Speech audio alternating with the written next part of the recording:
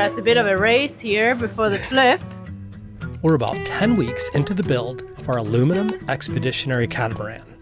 The progress so far has been mind-boggling, and we're only about a month away from what you just heard Kaz describe as the flip. The flip is a pretty huge milestone in the build. By now you've probably noticed that we're constructing the boat upside down. There's a lot of reasons for doing this, but the two biggest ones are using gravity to our advantage as we piece the heavy plates together, and also to have an easier and more comfortable angle while welding. It also makes the jig that holds everything together way less complicated, but that's another story entirely. Once the hull is finished, we're going to literally flip the boat over in a pretty spectacular way. And this event marks a hard date with scheduling cranes and whatnot that certain aspects of the build absolutely must be finished by. So it's a bit of a ticking clock situation around the shop lately. Bit of a race, huh? Everybody's feeling I mean, we're coming in a little earlier, we're staying a little bit later, and we might actually start coming in on weekends to make it happen. But as always in life, things don't usually go as planned, as you will see later in this video. I think I hurt my back. But first, I want to take a moment to thank today's sponsor, BetterHelp. They're on a mission to make getting started with therapy more accessible for everyone, which I really support. I also want to mention something that I haven't talked about a lot. In 2016, I experienced a pretty bad burnout, like right before we sailed across the Indian Ocean, due to just too much stress and just not listening to my body. I just kept bottling it all up, and I felt like it was kind of a weakness that I felt embarrassed by, even though I knew I shouldn't. It took time, but I did get better, and I feel like it taught me a lot about that it's okay to feel bad and that I don't have to carry it all myself. Talking to friends and family has been absolutely amazing, but sometimes getting that helpful, kind of unbiased advice and guidance from a trained therapist has been exactly what I've needed. BetterHelp, it's all online and it's super quick and easy to get started. All you have to do is fill out a few questions and you'll be matched with a therapist in as little as a couple of days. If the first therapist doesn't feel like the right fit, you can easily switch to another one until you find someone you really connect with, which is super important. If you're struggling and think that you can benefit from therapy too, click the link in the description below or head to betterhelp.com/Delos for 10% off your first month of therapy. And now back to the video where we will continue to build the structure of the hull. So we're welding today, and Dan and Kurt are up there and they're doing one of the really long seams. It's the very bottom of the boat, the very bottom of the hull, where two plates come together, and it's like 4 meters long. And Kurt is TIG welding the outside, and Dan is MIG welding the inside.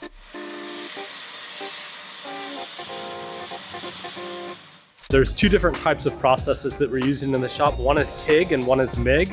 They both accomplish the same thing through basically putting high current and voltage to melt aluminum together, and then you put a filler in, additional aluminum, to actually build the weld seam. The TIG does it a little bit differently. It has a separate gun and it has a wire rod that you hold in your hand, and you have a little bit more control of the heat and the wire rod, because you can just pull the trigger and then you can put heat into the metal, or you can put the filler rod in as well, and you can vary the speed quite easily.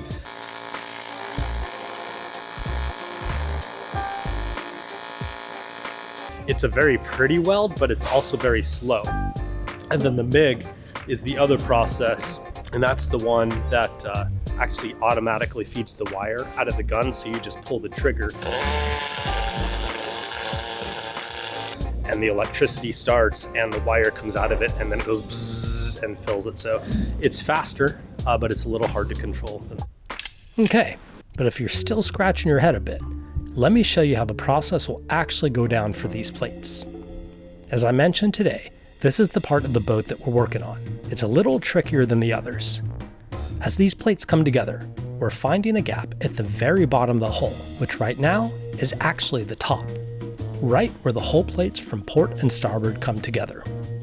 When we designed Delos 2.0, I wanted to increase the hull plates from a design thickness of 5mm to 6mm under the waterline. 1mm of thickness might not sound like a lot, but percentage-wise we're increasing the amount of material by about 20%, which adds quite a bit of strength. And since we'll be taking this boat to some pretty out-of-the-way places, that was really important to us.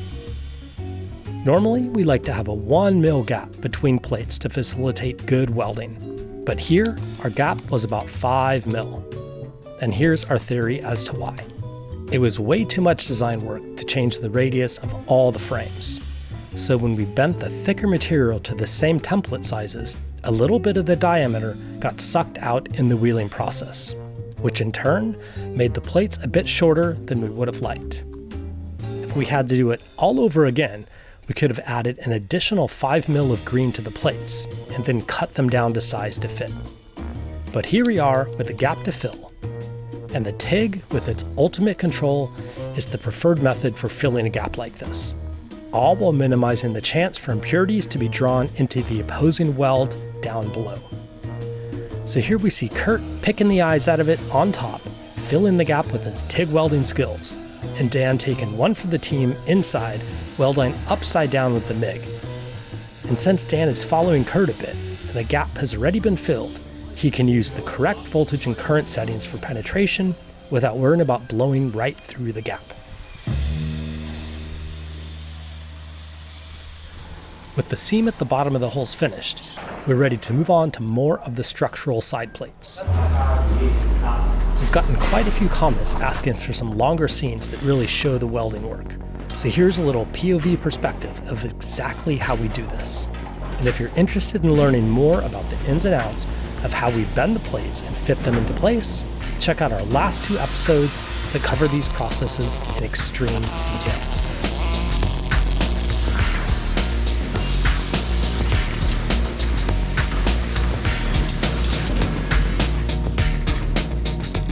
We had a lot of surface area to cover over the next few days, and some huge plates to weld on. This part of the build has been super fun and satisfying because the progress is so easy to see every single day. More and more, I'm starting to learn that welding and working with metal really is an art. On paper, it sounds kind of simple. All the components are designed with a computer program and then cut with a very precise robotic CNC machine.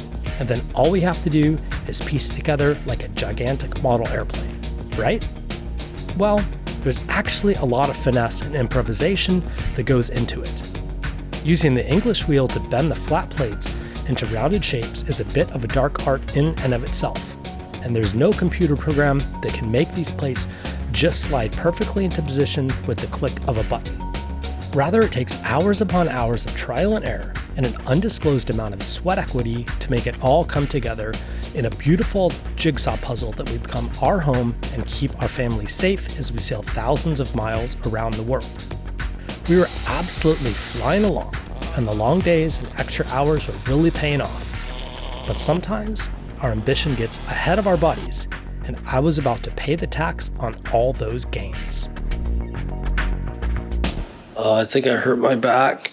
In fact, I know I hurt my back, and I've got shooting pains running down my leg.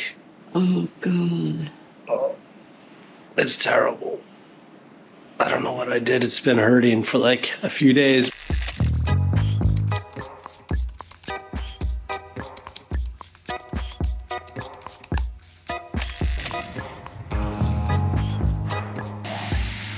How's it going? Back though. In an awkward position. Yeah. Last night I wasn't able to sleep at all, and it just got real bad. Back pain is so like it's so hard. It's so debilitating. I don't think I can work though. I should probably rest. Yeah, get your back in order first. Otherwise, it can get real bad real fast, I feel like. Yeah. Yeah, Brian was pretty much up all night. Is it anybody else having like random back pains out there? I feel like it's such a kind of a common but like horrible thing. If anybody has any tips, let us know how to get Brian off the sofa. Okay, here comes gifts from the pharmacy. Cool. So let's see if any of these help. Let's do all the things. All the things. Okay. I've just been sitting here on my phone. Oh, So frustrating. I know. I know there's work to be done. I know we got that date down, you know? Don't have time to be out. No.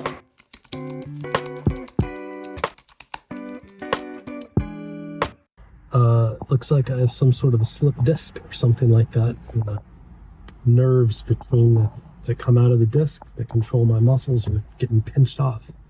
So do you think it will be a while before you can go back to the shop? Or? No, I think like you said, just like continue stretching and maybe take it easy for a few days and then don't do anything too crazy, like kind of ease back into things.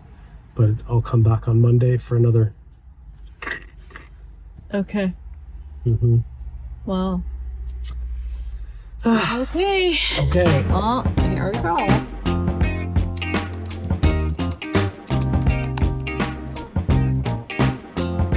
So we've been home for the last couple of days. It's also the weekend, or it was the weekend, but Brian is feeling better.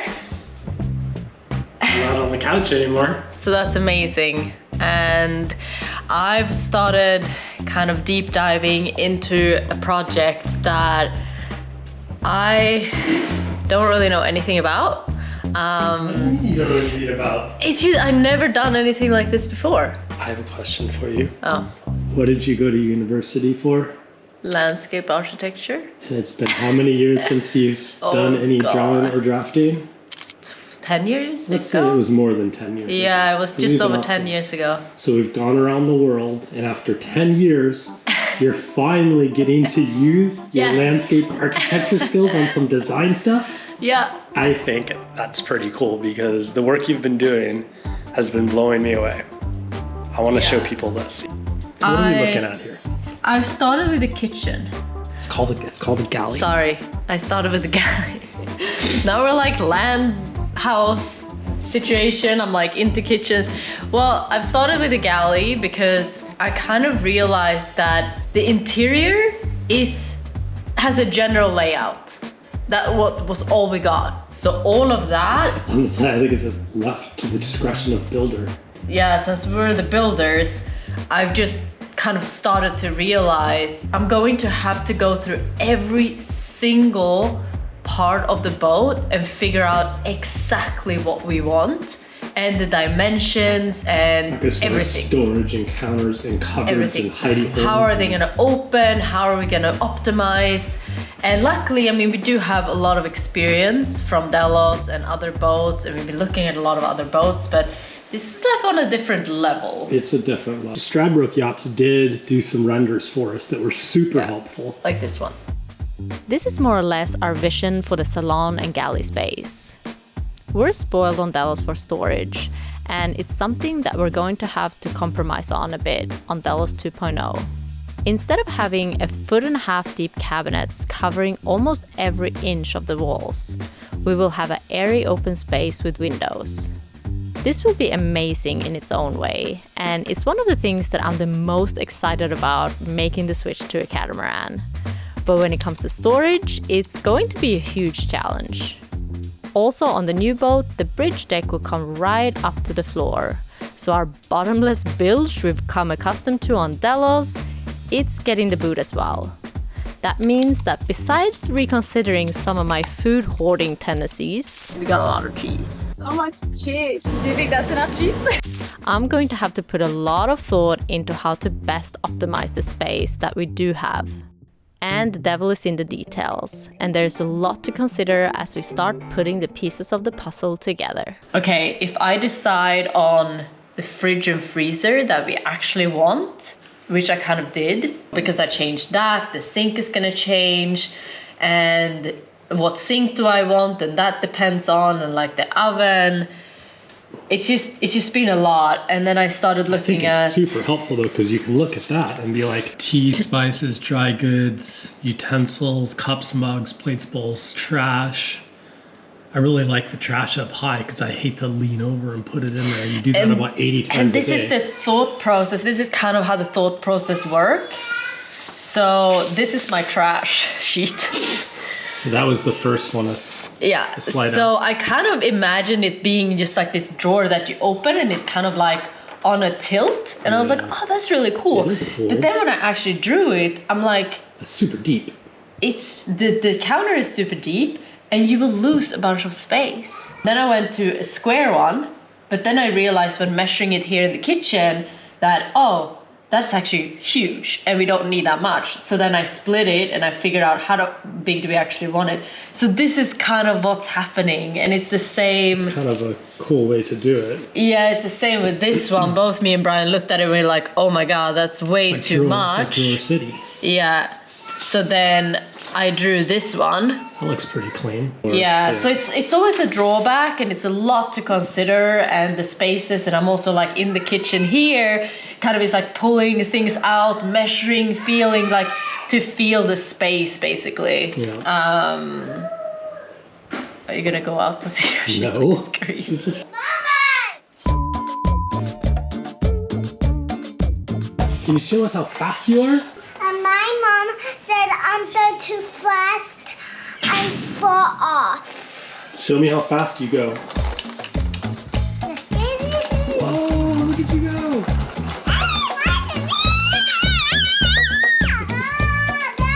Ah, bonk.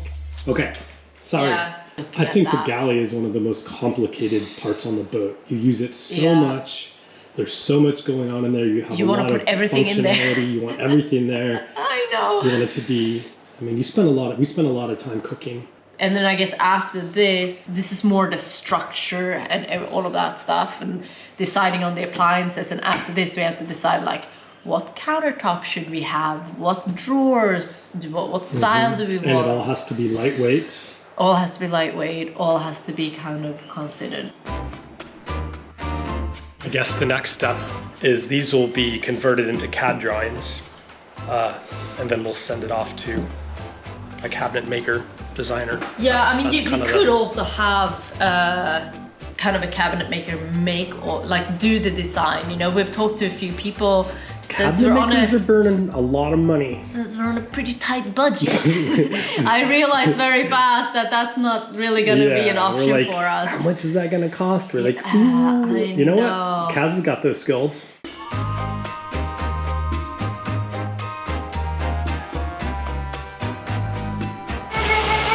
Good morning. A chilly morning. And we're on our way to work. Brian is feeling better. Yeah, still I can feel it though. Like Yeah. I can't quite move my leg. It's like my nerve is kind of like still funky. Something. It's a little, but I just gotta be careful with it. But we're going in and I'm excited to see the changes in the shop. I think a lot have happened when we were gone. You can hear they're already hard at it. So loud. Back from his sickies. Oh, God. He's been chucking sickies. He's been chucking I sickies, hasn't he, destroyed Kaz? myself. He can walk again, that's a plus. Oh, well. Yeah, I can hobble around. Yeah. Morning. Morning, Dad. You right, mate? You need a hug? Aw. Oh, you guys are too sweet. A bit of trash talking and a hug from Dan wasn't the only thing we were looking forward to upon our return. The team had made some huge progress while we were gone, and we were stoked to see it for ourselves. Oh, no way. Dang, it looks so cool. They made a lot of progress in just a few days, huh? Yeah, a lot of progress. Pretty wild. We were having a little bit of FOMO as we missed some pretty cool projects like welding on these huge side plates that really had Delos 2.0 looking like a boat. They also put together the keel on the starboard side. But the good news for us and our FOMO is that with 2 holes, all this needed to be repeated on the other side.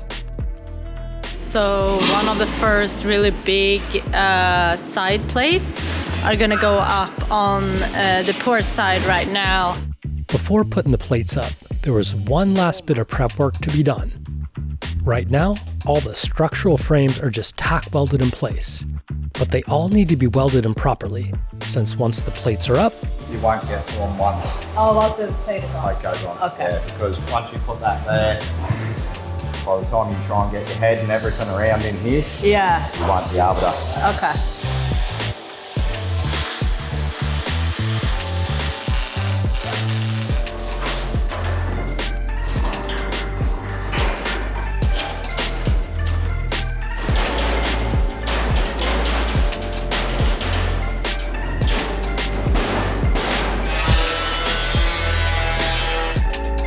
So this plate that the boys started on with this morning is now attached and tacked in. And I think next up we're gonna start with this one. So that should be the last big side plate, which is exciting.